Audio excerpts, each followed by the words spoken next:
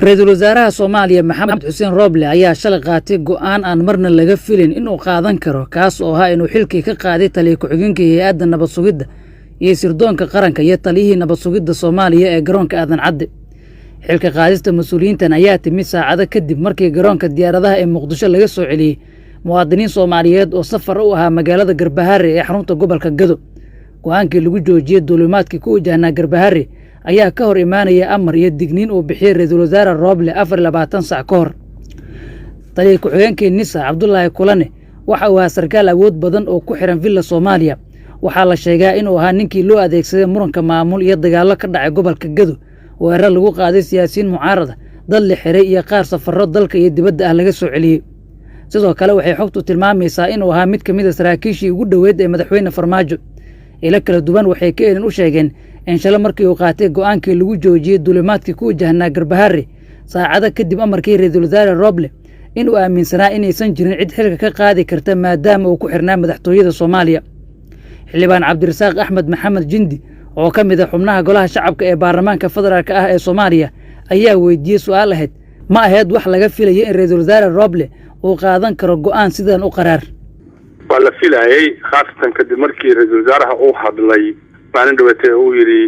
muwaadin Soomaaliyeed oo gobolkiisa ama gobolada Soomaaliyeed ka mid ah u safraayo sabab kastaba ha jirtee loogama celi karo sabab siyaasadeed iyo sabab kastoo kaleente hadduu qofka dambiile yahay in la dacweeyo oo maxkamadii waaran looga soo qaado la xiro waa la gartay laakiin ma safri kartid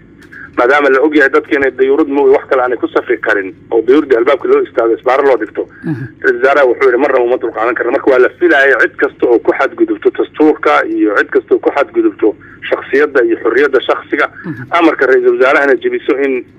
tilaabo uu ka qaadayo uu ballan qaaday uuna qaaday tilaabtii uu ballan qaaday uuna ku mahadsan yahay. Cabdullaahi Kulane taliye ku-xigeenka NISA nin noocee ayuu ahaa intaad ka taqaan qof noocee ayuu ahaa saameyntiisa? aniga ma aqaan noloshayda mana arag asaga shakhsiyan taariikhdiisa kalentana ma aqaan laakiin muddada meesha uu joogana ama raankan ku jiray nin taariikh fiican kula dalkan ma ahayn nin dalka laga jecel yahayna ma ahayn guud ahaan shacabka Soomaaliyeed iyo mas'uuliyiinta qaranka oo dhan inta aan maqlayno waxay u ahayd walaxuu hadlay walaxuu xiray walaxuu inta ka bixiyay aanin wanaag laga sheegahay ma ahayn laakiin ma aqaano waxaan hubaa Soomaali dibad iyo dal meesha joogtaba nin aad loo dhibsaday inuu ahaa oo aanan dastuur iyo xeer iyo nidaam iyo wax celi aanan lahayn inuu yahay baan ka warqabay.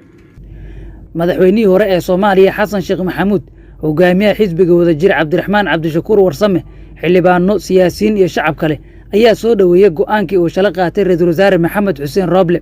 Odayaasha dhaqanka beelaha Soomaaliyeed ayaa sheegay in waxa kaliya ee dalka ku hagaagi karo isla markaana suurto gelin karta qabashada doorasho xasiloon in ay tahay qaadashada go'aano adag oo qaanuuni ah.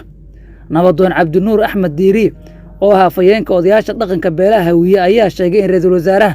ay ku garab taagan yihiin fulinta qabashada doorasho xasiloon iyo go'aanka qaadashada cid kasta oo caqabad ku noqon karta doorashada baarlamaanka iyo madaxtooyada Soomaaliya. tilaabada uu shalay qaaday waxa tilaabo aad ummadda Soomaaliyeed u soo dhaweeyay kuna dhiirigeliyay Ministarka annagu haddii aanu nahay dhaqanka Soomaaliyeedna Ra'iisul Wasaaraha waxaan arrintaas taleenahay Ra'iisul Wasaare tilaabo waxaa qaaday ummadda Soomaaliyeed u soo dhaweynaya tilaabo waxaa qaaday geesinimo leh waxaanu leenahay Ministarka ha loo madax banneeyo yaa la carqaladayn haddii arrintaa laga fursan waayo oo arrintaas maaragta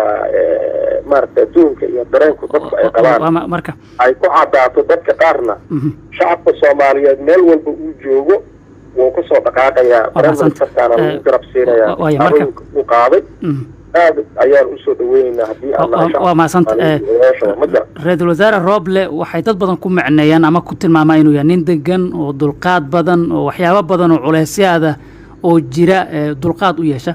go'aankan oo qaatay oo ahaa mid adag ma la oran karaa waxaa ka keenay kuleel iyo culeys badan oo maamulkiisa iyo doorashada sida uu wado caqabado ku horgudbanaa baa ka hor keenay ma la oran karaa wallahi walaalow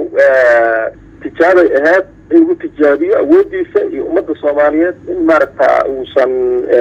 go'aankiisa ama ra'yigiisa ama awoodiisa inay ka shaqeynayaan in uu tijaabshay ahayd asagana kala hormaray. Injineer Maxamed Xuseen Roble Ra'iisul Wasaaraha Soomaaliya oo shalay ka qaatay go'aan adag saraakiil ka tirsan hay'adda nabad sugidda iyo sirdoonka qaranka waxaa hortaala 3 qodob oo waaweyn kuwaas oo haddii uu xafiiska ka tago isagoo aan waxba ka qaban ee dad badan qabaan inay ku noqon karto taariikh madow qodobadaas go'aanka qaadashada u baahan ayaa kale ah xalka gaarisa muranka doorashada ee gobollada waqooyi ee Soomaaliya,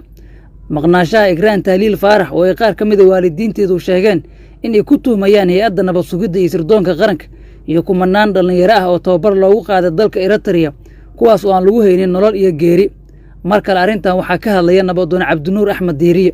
arrinta Soomaaliland kuraasta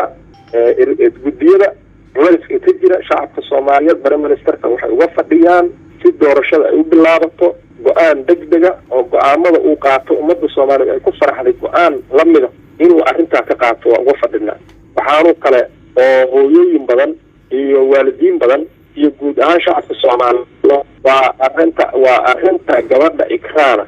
oo maaragta la aaminsan yahay in la afduubtay la xiray la dilay si qaldan. arrintaas waxaan ka rabnaa haddii aanu nahay shacabka Soomaaliyeed jawaab ayaan dawladda ka rabnaa. Prime Ministerka waxaan rabnaa inuu arrinta hormuud u noqdo. qodobka kale waa jeemadii Eritrea loo qaaday cabasho badan iyo dareen badan iyo maaragta culays badan ayay ka muujiyeen ilaa iyo haddana jawaab ma loo hayo.